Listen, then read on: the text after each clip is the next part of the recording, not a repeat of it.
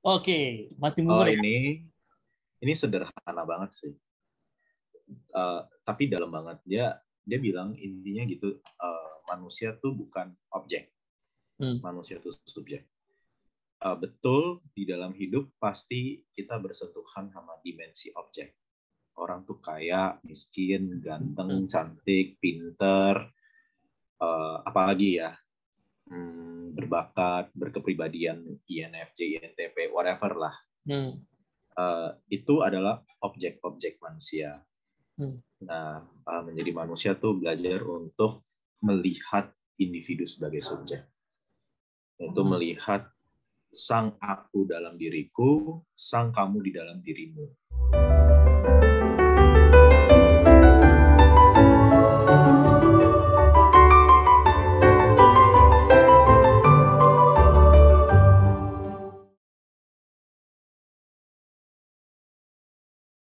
Oke, halo Bro Kevin Nobel Kalau Mas Nedi, Kurniawan. Thank you Bro udah bersedia gue undang bikin konten nih di YouTube. sama-sama. Wah, di YouTube kita yang apa adanya lah, seadanya Hmm. gitu ya. Jadi apa namanya? Teman-teman nanti kita kenalan dikit lah sama Bro Kevin Nobel ya. Dari namanya emang kelihatan visi orang tuanya tuh luar biasa ya, Nobel gitu. Ya kan, jadi ini teman kuliah saya, kita kuliah di STF Briarkara matrikulasi, cuman dia bakal masuk S3, saya mungkin baru S2 nanti kalau lulus. Oke, Bro Kevin, Iya, gimana kondisi? saya baik. Oke, Iya, baik kok. boleh kenalan dikit Bro, lu sehari-hari aktivitas, kesibukan, atau mungkin nggak dianggap sebagai kesibukan juga boleh sih. Oh, sibuk sih sibuk ya. Guru, Hmm. terus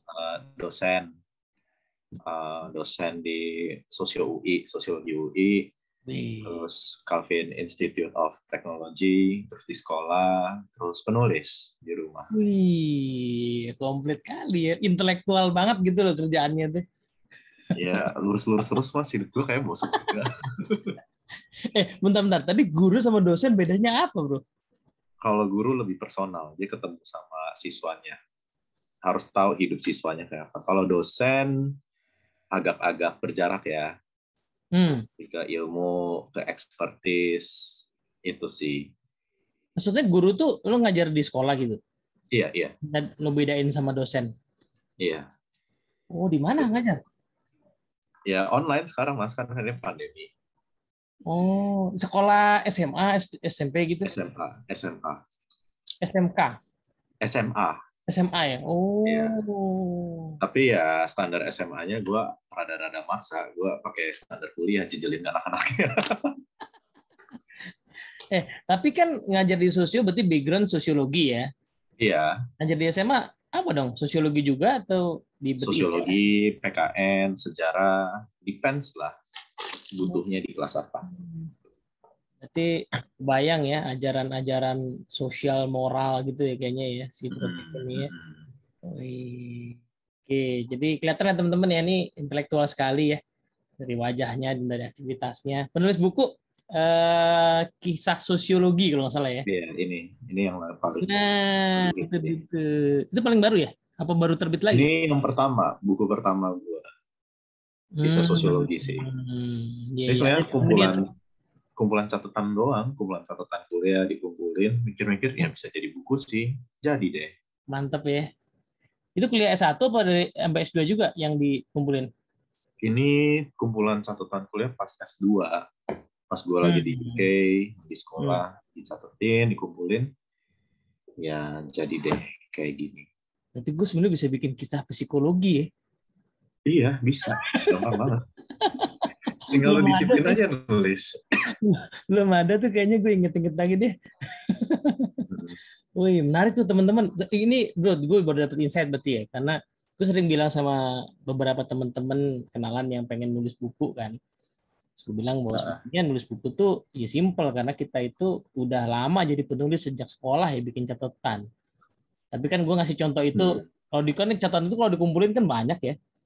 Tapi kan gue ngasih contoh itu sebenarnya Hmm. bercanda. Berarti ini nyatanya ada nih teman-teman nih orang kayak Bro Kevin Nobel ini yang Catatan kuliahnya jadi buku. Keren. Itu buku pertama atau ada lagi atau lagi garap buku apa gitu? Masih ada lagi yang lain, masih ada sekitar 7 yang lain. Wih, Tapi oh iya kayak benar. gue nggak perlu jelasin satu-satu deh. Ada yang kemarin kayaknya tuh buku juga bukan sih yang lu mau presentasiin di yang tentang Tionghoa itu? Jadi Oh, orang itu baru. bukan buku. It- oh, itu dari satu buku sih, presentasinya dibuat gini deh, gue kasih lihat IG. Mm-mm. Jadi di IG gue itu ada ini posting buku kan, kelihatan nggak? Iya Nah, iya iya iya iya iya. nah, ini buku pertama, ini kedua, ini Yang ke depan. kumpulan tulisan S1B. Wih, Ini tulisan di Quora contemplasi dikumpulin. Okora. Ini Nah, skripsi skripsi gua, ya. ya masuk ke Libby Press. Ini Ini? journaling gua tentang dunia kampus dari mahasiswa dosen. Mm-mm. Kalau ini buku untuk SMA. Terus ini tentang Indonesia, sejarah PKN, Wih, filsafat Pancasilanya gabung jadi satu. Terus ini waktu gue lagi di UK Diary. itu terbit semua atau ada yang e-book gitu?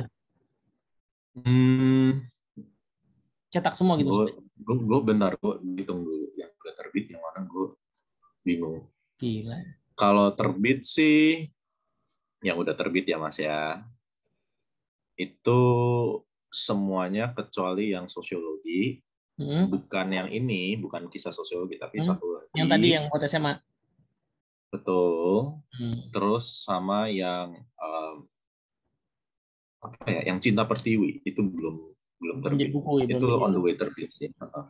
Nanti Indonesia merdeka 77 tahun, gue Oh, terbitin. keren. Dan itu semua modalnya catatan ya, Bre?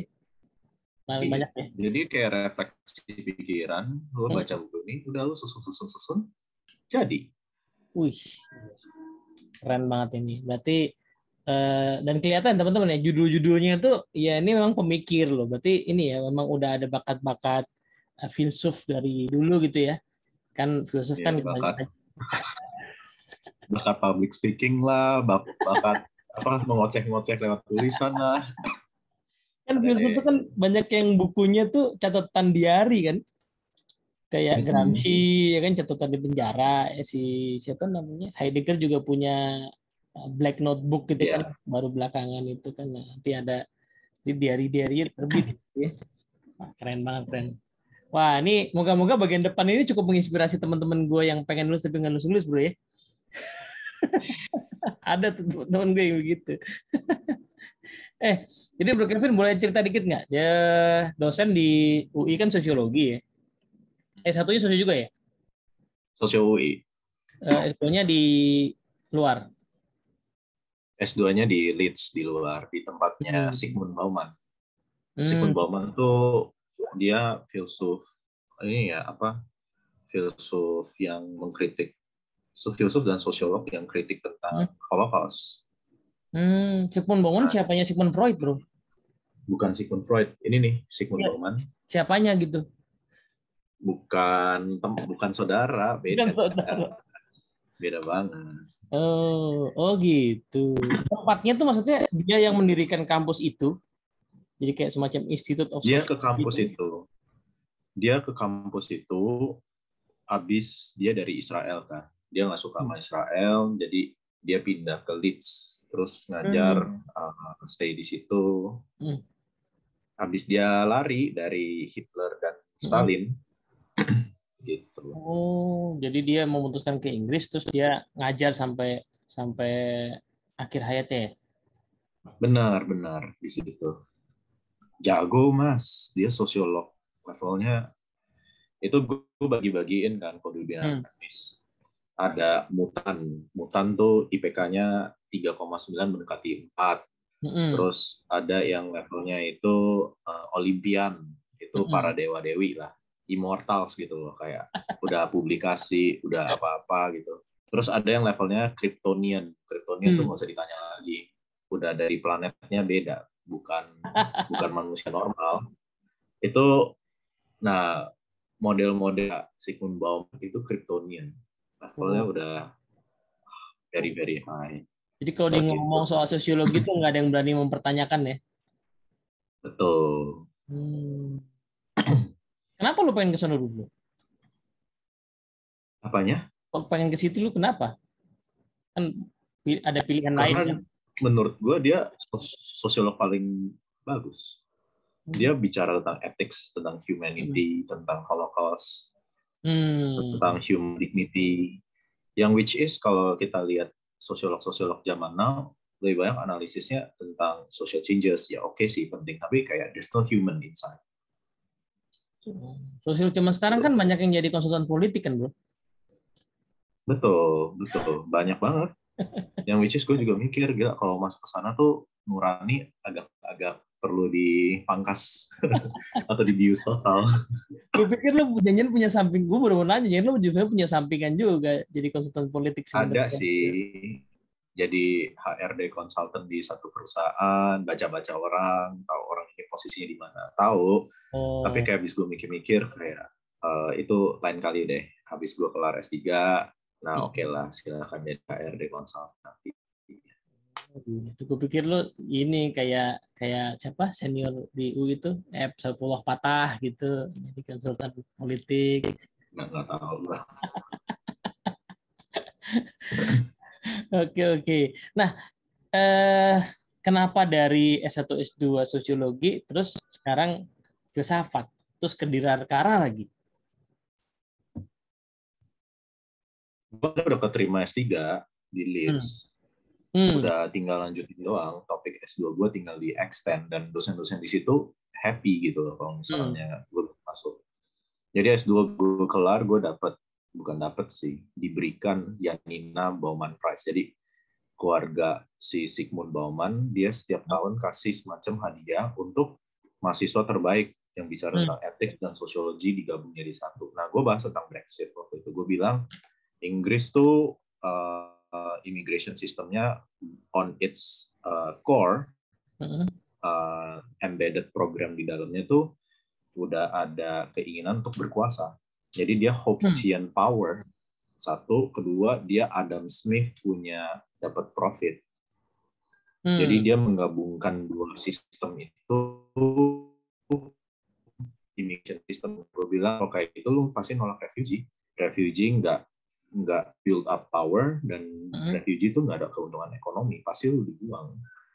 Ya, terus gue bahas pakai Levinas, gue pakai Sigmund Bauman, gue bahas pakai Derrida, kayak tokoh-tokoh yang tentang etika gitu. Gue masukin ke dalam, dan ya udah dapet. Terus gue bingung kayak, oke, kalau udah dapet terus mau gimana? Ya ditawarin S3. Nah, gue balik Indo, gue pikir gue bisa sih kalau sosiologi lagi di UK, tapi habis mikir-mikir, abis gue lewatin proses, belum lagi pandemi kan, situasi sangat nggak menentu. Gue pikir kayaknya nggak bisa keluar deh. Terus gue ngomong sama pembimbing di sana, mereka bilangnya udah lu di Indo aja, next time kalau lu mau lu riset atau mau lu datang jadi scholar di sini, you're always welcome. Kelarin aja dulu S3, sumbangsi dulu aja buat Indonesia. Dan Sigmund Bauman tuh sangat European banget. Jadi cara mikirnya tuh European style, sangat barat-baratan gitu. Dan dia bilang, kamu bukan European, kamu mungkin bisa ngerti tapi nggak sampai ngeh gitu loh. Wes, gue bilang ya udah aku S3 di Indonesia aja. Nah kebetulan gue mikir, sebenarnya kalau S3 di sosial bisa nggak? Bisa aja sih, tapi nggak belajar hal yang baru. S3 di sosial akhirnya cuma riset, cuman mahal lagi. Terus gue pikir, udah deh kalau misalnya kalau kayak gitu, I don't think sosiologi S3 masih diperlukan. Toh gue udah dimentokin sama pemikirannya Bauman di Leeds. Kayak mau belajar apa lagi gitu loh. Siapa yang bisa bimbingin kalau misalnya gue akhirnya di Bauman? Belum tentu ada yang, lah gue yang dapet Janina Bauman Prize, gue yang bimbingin orang lain tentang Sigmund Bauman lah. Kalau gue dibimbingin, kayak gue bingung gitu kan. Ya udah, terus gue mikir, udah deh, kita coba hal yang melampaui sosial. Gue akan coba bawa filsafat, relasi kan. Bukan Sigmund Bauman, Martin Buber. Martin Buber yang bikin gue ngerti Sigmund Bauman. Jadi dari situ nanti gue gabungin ke sosiologinya. Kayak sosiologi kan ada human as things, human as person kan. Karl Marx melihat human as commodity, uang, materi. Kalau Durkheim melihat human as group gitu lah. Kalau Weber melihat human as meaning. Nanti tinggal dilihat human as human tuh gimana melampaui ketiga epistemologi cara pandang sosial itu. Nah itu harus ke filsafat, nggak mau. Ya udahlah larinya ke Dirgakara, where else gitu loh, yang oke, dan guru-gurunya bagus, terus ada ahli bubernya, filsafat manusia. Udah. Siapa ahli buber di kampus kita? Sebenarnya itu Romo Lanur, tapi udah emeritus kan. Jadi salah satu yang cukup kuat itu adalah Romo Thomas, dia ahli Levinas dan Kierkegaard. Which is, gue pun suka banget sama Kierkegaard dan Levinas. Pasti nyambung. Oh, ini kayaknya cocok nih yang Matrix aja udah dapat A kan? Cocok sama Romo Thomas. Itu sih, itu susah sih. Benar-benar susah kalau sama beliau. Ya abisnya aku udah dalemin Buber sama Kierkegaard sejak kapan ya? SMA, men. Nah, jadi kayak ini udah dari SMA gue udah kenal. Ini yang gue mau nanya nih bro. Jadi kalau dari obrolan kita ya, chat-chat kita obrolan itu kan, gue denger lu udah dalamin filsafat. Berarti jauh sebelum lu belajar sosiologi kayaknya ya. Udah mengenal lah gitu filsafat. Itu sejak kapan tepatnya dan gimana prosesnya? Sementara gue zaman dulu masih nganggap filsafat itu ilmu yang bisa bikin sesat gitu. Oke, jadi gue tuh di SMA Calvin. Nah, 10 tahun yang lalu, which is beneran 10 tahun yang lalu, gue masuk SMA. Sekolah gue tuh baru bangun. Kayak lu nanya itu sekolah apaan, orang juga bilang nggak jelas. Itu sebenarnya didirikan oleh gereja. Nah, awal mula jumlah siswanya, lu bayangin, cuma 17 manusia. 17 ekor manusia, gurunya 14. Terus orang mikir, ini sekolah apa tempat bimbel? Bimbel ya. Beneran, orang memikir, lah bangku kita tuh kayak bangku kuliah. Kenapa pakai bangku kuliah? Gak ada duit. Bener-bener sekolah dari nol banget. Tapi yang gue nemuin guru-gurunya tuh dewa. Bener-bener gue bersyukur banget dapet guru yang hebat banget. Nah, guru filsafat gue itu kan sebenarnya pendeta ya. Dia lulusan STF Dirgakara. Oh, jadi udah tertanam ya dari SMA yang nama Dirgakara ya. Nah, iya, jadi dia yang bilang, udah kalau kayak gitu bikin kelas filsafat lah, kayak sekolah sendiri gitu kan. Kurikulumnya kelas 10 sampai 11 kita hajar sih dari Socrates, Thales bahkan dari Thales. Jadi dari zamannya itu sejarah Yunani kuno sampai Nietzsche. Prasokratik sampai Nietzsche. Jadi kelas 10 sampai kelas 11 udah dapet itu. Terus kelas 12 itu mulai ke refleksi diri. Kamu tuh siapa? Siapalah kamu? Nah, di situ gue dikasih ajaran tentang human as human, Martin Buber, terus sama Soren Kierkegaard gitu. Gitu deh. Jadi sampai hari ini ya kayak gini produknya. Jadi dari kelas 10 itu udah belajar filsafat ya, dan serius ya belajarnya ya. Maksudnya serius. seluruh tokoh-tokoh itu udah dipelajarin gitu. Itu nama pelajarannya filsafat itu bro? Nama? Iya. Filsafat. Dan itu nemplok banget. Pelajaran filsafat kan bukan kayak disuruh baca buku banget yang susah-susah. Kalau masih SMA kita didongengin. Tapi setiap kali dongeng kayak kita ingat banget kisah itu. Kita ngerasain banget apa yang ada di dalam cerita itu. Terus kayak disuruh bikin refleksi sama setiap tokoh. Simpel banget kok, satu halaman refleksi. Ya udah, habis itu jadi deh. Nah itu lu kan pasti punya lah ya teman-teman either yang zaman SMA atau mungkin setelah kuliah gitu ya, yang sekolahnya tentu aja nggak kayak gitu kan, jadi nggak ada filsafatnya gitu. Apa yang beda dari diri lo amatin bro? Belajar filsafat. Awalnya kalau di SMA kan kayak ya udahlah semua filsafat. Nah kebetulan di SMA pun gue juga anomali. Gue yang paling demen baca buku. Nah gue nggak tahu teman-teman SMA gue yang lain gimana. Ya mereka dapat kelas filsafat, that's it gitu. Tapi kalau gue gue emang demen banget sih filsafat sosial, knowing human beings, what does it mean gitu. Jadi tiap minggu gue baca buku terus, satu minggu satu buku kelar. Jadi ya ya udah kegeber kan, udah kelatih kuliah di UI, pas masuk sosiologi lah. Itu ya langsung ngerti banget sosiologinya kayak apa. Kenapa nggak masuk filsafat di UI-nya, bro? Kan udah dicokokin dan seneng. Sebelum itu gue pengennya ke Hong Kong. Sorry? Gue pengen lari ke Hong Kong, belajar filsafat di sana. Barat dan Timur itu merge-nya di Hong Kong. Terus dosen Hong Kongnya bilang, lu bisa bahasa Cantonese gak? Enggak. Ya udah. Belum bisa masuk ya? Nggak bisa. Jadi gue akhirnya ke UI. Terus gue pikir, filsafat, sastra, or sosiologi. Akhirnya gue milih adalah sosiologi. Oh gitu. Tapi apa namanya, minat filsafat terus ada ya, meskipun iya, mau nggak mau. majornya sosiologi ya.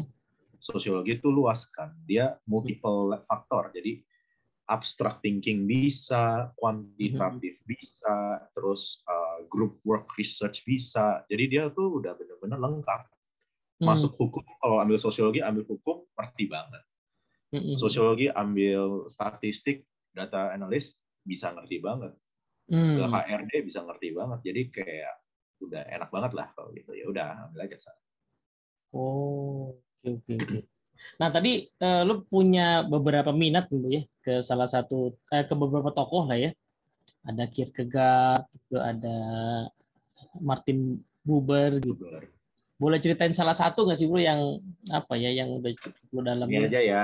Dan simpelnya gimana lah gitu, simpelnya buat menarik minat para pendengar ini, pemirsa. Oke, Martin Buber. Ini sederhana banget sih. Tapi dalam banget. Dia bilang intinya gitu, manusia tuh bukan objek. Manusia tuh subjek. Betul, di dalam hidup pasti kita bersentuhan sama dimensi objek. Orang tuh kaya, miskin, ganteng, cantik, pinter, apalagi ya, berbakat, berkepribadian, INFJ, INTP, whatever lah. Itu adalah objek-objek manusia. Nah, menjadi manusia tuh belajar untuk melihat individu sebagai subjek. Itu melihat sang aku dalam diriku, sang kamu di dalam dirimu. Melampaui segala batas objek-objek di antara kita. Nah, itu dalam banget. Kutipan yang gue inget tuh, kalau nggak ada objek, manusia nggak bisa hidup. Tapi kalau orang hidup dengan objek saja, dia bukan manusia. Itu gampar banget sih. Karena dulu gue hidupnya kayak gitu. Dan seringkali dalam perjalanan hidup, ada tendensi ke sana nih. Nah, jadi tuh waktu gue baca buku ini, ada videonya juga, itu kerasa kayak, wah dia ngerti banget tentang orang. Dia ngerti banget tentang orang. Gue dalemin lah dia. Gue baca bukunya waktu semester 4. Semester 3, semester 4, gue baca videonya. Gue dalemin. Jadi udah 2014 sampai hari ini, udah 8 tahun ya. Ya gue dalemin terus. Gue apply sana-sini, gue coba pikirin, coba renungin, refleksiin. Dan hasilnya gitu sih. Oke. Ini menarik ya, karena gue sih ngeliat relasi sederhananya, gue belum pernah baca ya, tapi melihat kecenderungan kita melihat manusia, diri kita maupun orang sebagai objek itu ya jadi makin kentara ya, karena yang kita lihat adalah luarnya kan, entah profesinya, entah apa yang dia punya, terus ya zaman sekarang lebih parah lagi ya, tampilan di medsosnya gitu ya, itu yang dia tampilkan, itu yang kita lihat kan. Iya, baru kemarin tuh gue tiba-tiba ada orang yang komen di status gue, komen ada nyinyir lah gitu ya. Gue pikir-pikir orang ini kan kenal enggak gitu ya. Tapi mungkin karena nggak kenal itulah. Jadi dia melihat gue sebagai objek gitu, bro. Itu sangat mungkin. Itu sangat-sangat mungkin, kayak di film apa yang baru, Tinder Swindler ya. Ya cowok psycho. psycho dan kaya bikin ceweknya jatuh cinta duluan. Too good to be true is not true at all. Ceweknya mau lagi. Ceweknya ada Cinderella complex kan, pengen ikut sama pangeran. Jadi dia ngelihat pangeran buat dirinya. Dia nggak lihat si orang aslinya. Terus si cowoknya ngelihat cewek tuh hanya sebagai objek Cinderella, jadi boneka-boneka cantik yang bisa dikoleksi gitu. Terus ditipu lagi. Iya. Oh itu dikulitin di Buber ya? Oh, Buber kasih prinsipnya. Terus kalau udah baca dia, kalau baca Buber agak susah, mungkin baca ini. Ya. Itu dapetnya di mana bro buku itu? Waktu di Inggris kah? Iya, nggak di Indonesia, nggak dicetak. Gue cek Martin Buber ya. Kalau nggak cek di internet biasanya ada yang gratis kok. Nah kalau ini mau masa nyari-nyari yang gratis nanti. Oh tapi emang PDF ya. Gitu. Oh iya, ada nih. Oke. Kan ada kan. Ada. Nah terus kalau misalnya baca Buber ke agak ribet kan bahasanya ribet. Baca aja ini dulu. Erich Fromm, The Art of itu ya, itu udah ada terjemahnya juga ya, ada beberapa versi bahkan ya. Nah, maksud tuh dua relasi buku itu gimana? Fromm sama Buber? Kalau Buber kan belajar tentang what does it mean to be human, for relation, for transaction gitu kan. Nah kalau si Erich Fromm yang ini, Erich Fromm itu dia juga mirip sama Buber. Mereka berdua dari tradisi yang sama ya.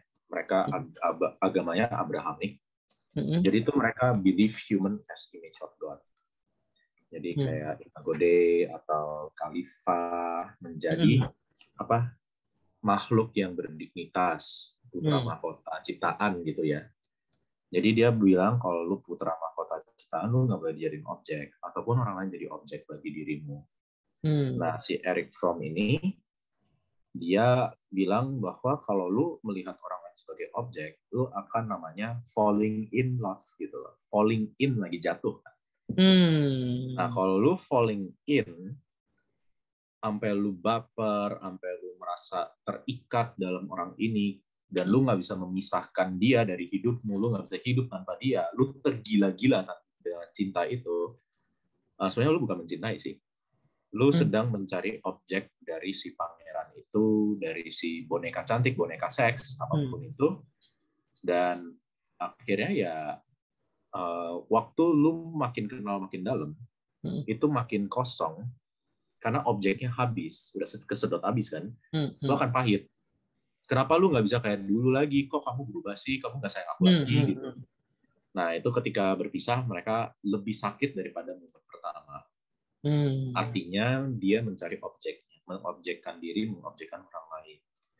Tapi kalau orang tuh bisa berelasi dengan baik ya, dia mampu untuk memupuk kekuatan kepada orang itu.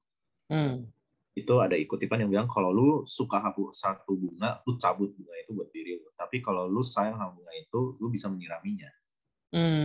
Dan kalau lu sayang sama orang, lu bisa menyirami orang itu tiap hari, meskipun rasa enak, bosan dan lain sebagainya, dan bahkan melepaskan pun rela. Karena itu benar-benar udah sayang. Kalau lu melihatnya bukan objek, melihatnya melampaui apa yang kelihatan. Iya. Kalau posesif, artinya nggak mau melepaskan. Itu. Jadi, buku ini gue kasih, kalau misalnya gue ada siswa ya atau mahasiswa, Kak mau nanya dong buku pengantar sosial humaniora tentang manusia apa, gue kasih ini. Oke. Nanti kalau lu udah selesai baca ini, lu baca ini gitu. Padahal yang itu belum ada ya. Lu terjemahin kali bro, Endo tuh. Ini bahasa Jerman. Kalau dia Stef Diakara, lu mau S3 harus baca bahasa Jerman, gue lagi belajar. Jerman bro? Iya, bahasa aslinya harus Jerman. Ini Inggris. Iya. Jadi kalau mau terjemahin ya harus belajar Jermannya dulu. Iya, nggak apa-apa lah. Yang penting ada dulu. Oke, ini menarik nih, bro. Tapi gue mau, ya moga-moga someday Bro Kevin bersedia diundang lagi ya. Jadi gue pengen bahas yang lebih dalam-dalam itu, lebih spesifik, mungkin next time gitu ya. Nah sekarang gue mau balik ke sini.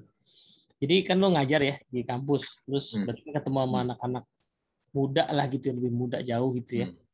Eh, ada nggak sih perbedaan orang atau anak-anak mahasiswa ini yang apa ya, sejak remaja mungkin akrab dengan cara berpikir filosofis, dengan yang tidak, ada perbedaan itu apa enggak gitu ya. Kemudian menurut lo seberapa urgen gitu ya? Sekarang ini kita kan belakangan gue sih ngeliat agak rame ya, agak meningkat nih minat orang ke filsafat ya. Mungkin 2014-an ke sini gitu ya, pedulus ke sini gitu. Nah, itu gimana lo ngeliat itu, Bos? Kalau anak muda Indonesia, gue liatnya itu belajar filsafat, mereka kayak anggap itu sebagai kayak ilmu alternatif selain agama. Jadi kalau kita lihat tradisi Katolik atau di dalam seminari Katolik ya, mau jadi romo atau jadi seminarian, itu mata pelajaran yang perlu dipelajarin is filsafat dulu. Sebelum teologi harus belajar filsafat. Nah, gue pelajarin filsafat, gue ngerti sih kenapa akhirnya penting banget belajar filsafat selain agama. Karena kalau nggak belajar filsafat, lanskap pengetahuannya itu tuh nggak kebentuk. Terus agamanya tuh cuman jadi semacam slogan, parade-parade ayat-ayat, atau parade-parade slogan-slogan religius, tapi it doesn't have much meaning. Jadi filsafat tuh memberikan sebuah GPS ya, di mana meaning ini tuh berjalan. Nah, Indonesia tuh gue lihat dia masyarakat yang religius sama masyarakat yang lumayan kritis. Dia pengen tahu. Kita ada tradisi semacam itu karena bapak-bapak bangsa kita tuh filosofer loh. Hatta tuh nulis tentang Heraklitus loh. Iya, betul. Iya, dia bahas tentang Heraklitus, tentang Malaka, bahas tentang Mars, Soekarno juga bahas tentang itu. Jadi they are not kidding. Mereka benar-benar Kryptonian yang tadi gue sebutin. Mereka Kryptonian, orang-orang genius. Jadi anak-anak bangsa kita pasti ada minat ke sana. Hanya mereka dapat source-nya dari mana. Nah, biasanya ada orang ambil filsafat karena barisan sakit hati terhadap agama. Terus ada belajar filsafat karena pengen mendalami agamanya lebih dalam. Macam-macam lah motivasinya. Tapi yang gue lihat adalah seharusnya tuh filsafat dimasukkan ke dalam mata pelajaran PKN khususnya. Karena PKN kan tentang identitas kebangsaan dan ideologi kebangsaan. Ya lu mau nggak mau harus belajar filsafat. Pancasila, ketuhanan harus pakai apa? Itu ketuhanan kalau bicara tentang etika atau tentang filsafat ketuhanan, ya harus bahas filsafat ketuhanan dong. Angkat kayak soal Dostoevsky, angkat dong soal tokoh-tokoh kayak gitu. Tentang kemanusiaan ya, guys, we already have this gitu loh.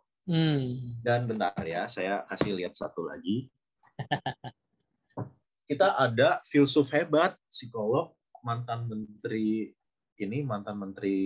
pendidikan namanya almarhum Fuad Hasan. Kita dan ini bahas sila kedua tuh dan persatuan Indonesia sila 2 dan 3 itu di kelas SMA. Aku pakai buku ini.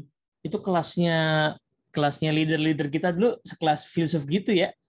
Levelnya filsuf dan ini bagus loh. Iya, itu kan pendiri kampus kita kan? Iya, pendiri STF Dirgantara. Iya. This guy, Fuad Hasan. Dan menurut gue ini dia adalah Martin Bubernya Indonesia. Jadi ini kan I and Thou. Ini kita dan kami. Siapa yang buat? Ya Fuad Hasan. Kita ada orang-orang hebat dan menurutku ya kalau di dalam Indonesia buku wajib untuk PKN menurutku untuk 3 tahun setiap anak Indonesia harus baca buku ini. Wah, ini menarik nih. Maksudku berarti gue nangkep poin dari cerita lo tadi ya sementara ini ya. Berarti sebenarnya kita tuh nggak asing-asing amat sama filsafat ya bangsa kita sejak berdirinya ya. Harusnya nggak berjarak gitu ya. Enggak. Harusnya dekat kita ya. Filsafat tuh ilmu yang kritis dan mendalam. Kenapa filsafat cenderung dihindari? Salah satu alasannya adalah karena itu mengkritik sebuah sistem kekuasaan. Nah, sistem kekuasaan biasanya ada beberapa jenis, negara, agama, ataupun pasar. Nah, Indonesia tuh mempunyai sebuah mindset bahwa kekuasaan tidak boleh dikritik.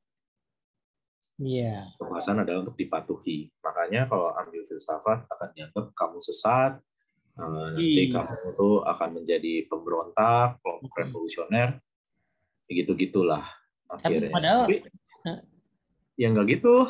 iya, padahal kenyataannya kan dari sejak berdirinya bangsa ini, kemudian sepanjang sejarahnya tadi ya leader-leader tuh filsuf semua. Benar. Gitu. Yang bisa merumuskan makna persatuan, dialog lintas kelompok, keagamaan, dan ras, itu harus orang filsafat. Iya, benar-benar. Dan ketika sekarang misalnya ya kalau kita lihat ide-ide pendidikan kita belakangan ini ya kan akhirnya ada kecenderungan kembali ke Ki Hajar Dewantara gitu ya. Karena ya itu rumusan-rumusan filosofis yang pernah dipikirkan ya oleh founding fathers gitu ya. Artinya ya memang nggak bisa lepas, nggak bisa kemudian kita langsung ambil kurikulum dari mana, kita ceplokin, kita bisa berpikir secara mengakar itu ya, bro ya. Betul. Agak disayangkan sih kalau guru-guru kita belum ada itu. Ya akhirnya orang belajar filsafat lewat kanal YouTube, lewat Instagram atau lewat apa. Meskipun itu ada positifnya, bro. Gue ngamatin, nah ini tadi yang pertanyaan kedua, bro. Bener nggak? Pengamatan gue nih bener nggak ya? Gue nggak se komprehensif itulah view-nya. Bahwa minat, at least di medsos ya, terhadap filsafat itu muncul belakangan ini, mungkin 5 tahunan inilah kali, 6 tahunan ini agak meningkat gitu.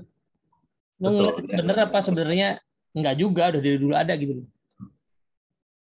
Orang tuh kalau di dunia digital baru nemuin ruang untuk berekspresi ya dan berkoneksi. Jadi mereka baru belajar filsafat tuh lewat dunia internet. Nah, memang bagus sih, bukannya enggak. Tapi kayak itu hanya nunjukin bahwa selama ini orang nyari, tapi nggak nemuin di sekolah formal. Karena sistem kurikulumnya, sistem pembangunan kognitifnya belum ada yang bisa memfasilitasi, jadi mereka cari. Misalnya beberapa yang gue tahu kayak Logos gitu, itu mereka pakai Twitter. Logos ID ya? Ya. Lu juga tampil di sekolah ya, bro ya? Sekolah ya, gue juga tampil. Dulu sih bahas Kierkegaard, Levinas. Itu kan juga munculnya bahkan pas pandemi ya, kayaknya ya, ramainya ya. Waktu pandemi baru muncul. Dan cepat gitu berkembangnya. Itu anak UI itu si Samuel Vincenzo yang dulu undang gue untuk bahas tentang Bauman dan imigrasi, itu pertama kali. Oke. Ya, gue dapet insight-nya gini berarti ya. Sebenarnya penting ya buat kita sebenarnya belajar dan ngajakin masyarakat untuk belajar, mendorong sekolah untuk belajar lagi gitu ya, karena sebenarnya kita juga membangun bangsa ini dengan kedekatan yang erat ya sama filsafat ya, dari sejak berdirinya gitu. Betul. Ini bukan pemikiran asing, ini bukan pemikiran alien yang belakangan ngetren gitu loh. Ini sudah sejak awal kita pertimbangkan sebagai salah satu sumber untuk mendesain kehidupan kita gitu loh. Betul. Wah, ini seru nih Bu. Nah, nanti kan lo ini berencana di STF kan ke S3 ya, Bro? Bukan ngulang dari S1 kan, seperti cerita-cerita teman-teman kita. Gue mau lanjut S3 sih. Benar-benar dalemin fokus ke Martin Buber. Buber ya? Yang dikunci. Itu yang akan lo dalemin ya, Bro? Iya. Kemungkinannya atau akan ada possibility lain? Sudah fix Buber. No other people. Biar bisa lulus cepat 2,5 tahun kayak Martin Setiajaya. Oh, itu Kryptonian, jangan disamakan ya. Lo ya enggak lah, kan Martin juga ceritanya kan begitu kan, sudah sejak lama terus baru daftar kan. Lo kan gue rasa begitu juga. Nanti Tapi kayaknya gue agak bisa ngerti sih bahasan lo daripada Bang Martin yang spektra logika tertata itu gue nggak bisa paham sih. Jujur sih, gue juga nggak ngerti. Itu manusia dari planet lain yang gue nggak paham. Jadi tolong jangan semakan gue dengan dia. Gue masih agak newbie ya dalam bidang filsafat. Lu kenal nggak sih bro? Hah? Kenal nggak sih? Kenal, tahu doang. Oh, tapi pernah kontak gitu personal? Enggak. Belum ya? Gue pikir kalau kenal kita bisa kenalan biar bisa berguru gitu sama cucu murid biar Kara. Iya, dia hebat sih orangnya. Dan gue merasa kayak, enggak lah, gue nggak selevel sama dia. Beda, jangan disamakan. Iya, pasti ada orang yang sama kan ya. Tapi poin seru nih ya, bro. Thank you banget nih. Anyway ya udah ngeluangin waktu buat mengisi konten di YouTube yang ala kadarnya ini ya. Ya, nggak Bahasannya apa-apa. bahasannya ala kadarnya. Tapi moga-moga bersedia lagi nih. Gue pengen mendalami lah gitu hal-hal ya mungkin berangkat dari minat lo ya. Entah tadi Sigmund Bauman gitu ya atau mungkin itu soalnya nama yang baru gue dengar. Kalau Eric Fromm ya dia ada di psikologi jadi pernah dengar dan itu gue cukup berminat tuh sama Eric Fromm lo. Jadi meskipun di kampus nggak didalemin tapi gue baca sendiri ya menarik juga ya. Dan The Art of Loving Eric termasuk Fromm gede sih. gede Eric ya. Fromm nama gede.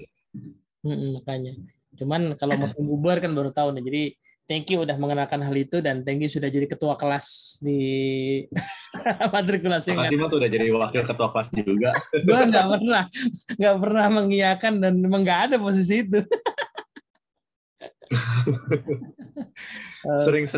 Sering bagi buku itu udah tanda wakil ketua kelas kita secara fisik ya. Enggak, itu cuman apa ya, cuman usaha menenteramkan hati. Lo ngalamin kayak gue nggak sih zaman sekolah dulu ya, kalau kita mau ulangan apa ujian terus nggak menguasain itu ya udah menjelang hari hanya tuh lo pegang-pegang aja bukunya gitu dengan harapan tentram. Lo ngalamin gitu nggak sih?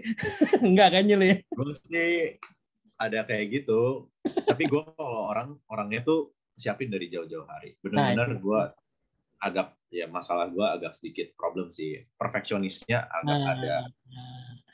Jadi kayak gue merasa kayak aduh gue kayak belum bisa deh, gue belum bisa gitu. Itu padahal kalau dilihat ya sebenarnya lu agak maksa sih Vin gitu loh. Lu agak maksa standar lu tuh harus kayak gitu ya, makanya lu sampai sendiri kan. Ya sih. Itu bedanya kalau dulu gitu bro. Jadi udah menjelang gitu udah pegang aja bukunya lah, setidaknya gue tenang masuk ujian gitu. Nah itu sebenarnya gue moto-moto buku dalam rangka itu bro ya. Jadi gitu. ada pergolakan batin ini gue bisa nggak ya lulus matrikulasi. Tapi mungkin nanti kita akan mengenang lah ya, pertemuan ini kan kita buat pas lagi matrikulasi ya. Kalau nanti udah jadi mahasiswa resmi punya nomor mahasiswa itu kan ya ini akan dikenang lah ya. Lagi someday nanti Bro Kevin lulus S3 2,5 tahun ya kan. Jadi ini akan jadi apa namanya momen momen berharga. Kayak gitu juga ya Mas ya. Gue bukan Martin Suryajaya. Ya emang lu Noven Kurniawan beda emang. Tapi inilah punya kekhasan. Tadi satu lagi bro, yang lu punya apa? Ngajar di Calvin Institute apa tadi?